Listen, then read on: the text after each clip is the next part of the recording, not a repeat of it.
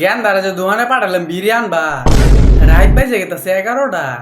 জ্ঞানদারানো খোঁজ নাই, কই গেছে? এই ছাতা পর আজকে আয়ুক বাড়ি, ওর একদিন কি আমার একদিন।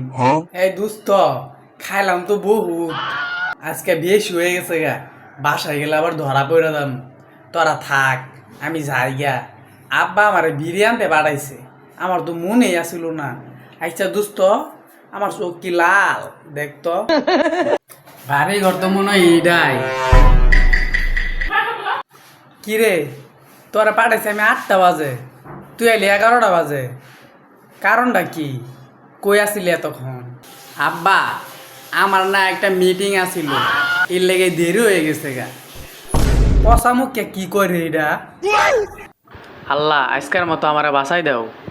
এই শহরের বাচ্চা, তুই আরো কত জায়গায় যায় কি করস না করস এগুলার খোঁজ খবর তো রাহি না। তোর আজকে এবার টানাই হারাম, চিনস না মানুষ।